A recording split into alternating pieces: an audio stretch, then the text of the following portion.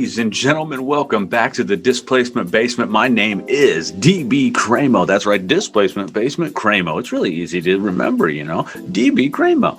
The one guy who's going to take that bundle of money, jump out the back of the plane, and use it to make a bunch of videos about wrestling and football. Hey, how about we continue our top 20 of the golden era singles wrestlers, starting off right after this.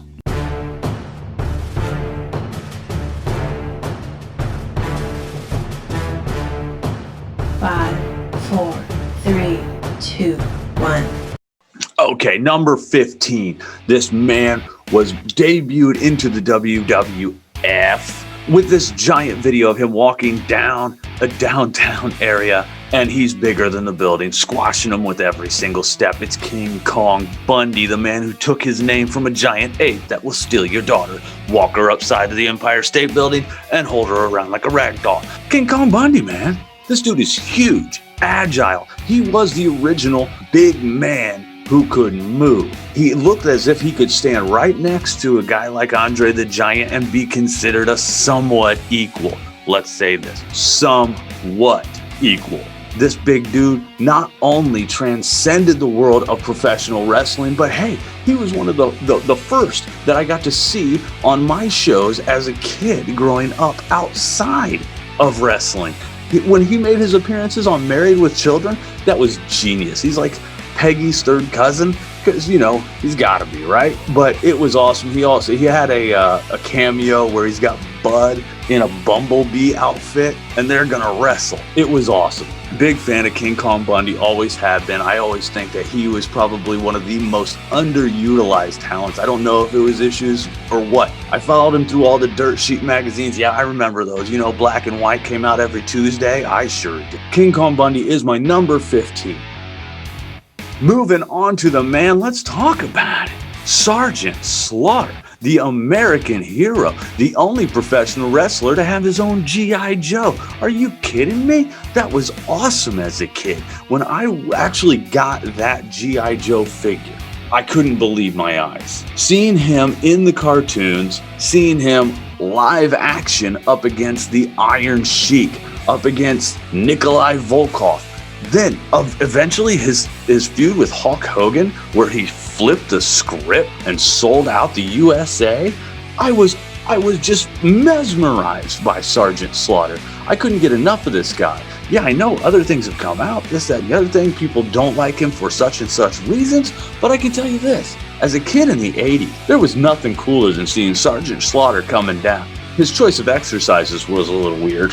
You're gonna have that. Number 14. The Big Sarge, Sgt Slaughter. You got that, maggot?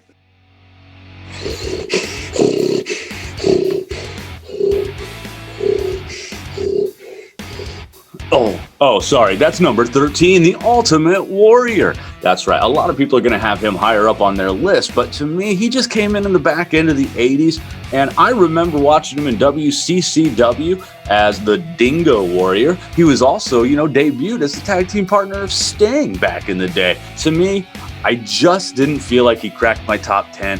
Everybody's got their likes, their dislikes of this golden era, and the man with the war paint just never did it for me. Why? Because, you know, I could never understand a dang thing he was saying, and for me, promos matter. He taught me how to grunt properly, snort, and then talk in absolute nonsense. So for that, I'll give him some credit.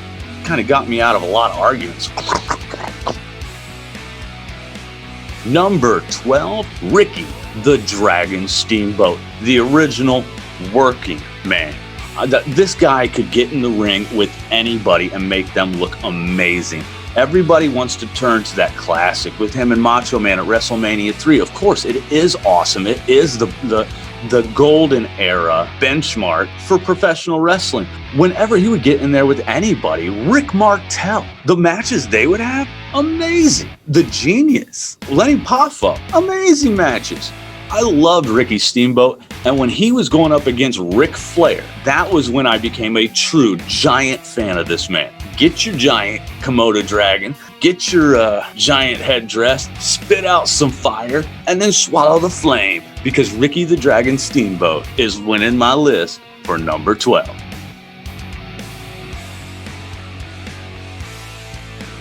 Number 11 on this list is a family that has been just absolutely cursed, probably the most unfortunate luck in the entire business with the Texas tornado, Carrie Von Erich. I love this dude. I mean, this is one guy that WCCW, I had to kind of follow him through the dirt sheet magazines because where I'm from, we didn't have that on television. I just had to pay attention to what was in the print at the time.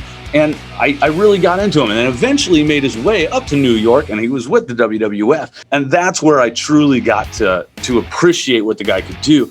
He had an accident. He had a real bad leg injury. He was never really the same after that, but his territory days where he would be taking on Ric Flair. I love Carrie Von Erich. I think that he and some of his other brothers didn't get the actual attention that they sure deserved back then. And maybe that was part of the downfall with that family, is that they just didn't get out of that Texas market. If they would have gotten out of that Texas market, who knows what those brothers would have been capable of. That whole family was talented. I gotta give the love. Number 11, Carrie Von Erich.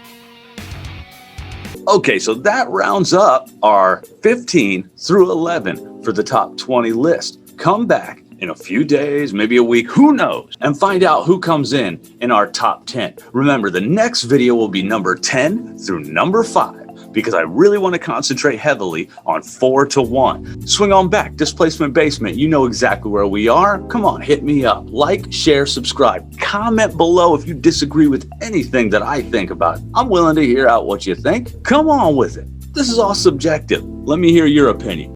Well, holy cow, you made it all the way through the end of the video. Why don't you like, share, and subscribe? Tell us what you think down in the comments below. Thank y'all.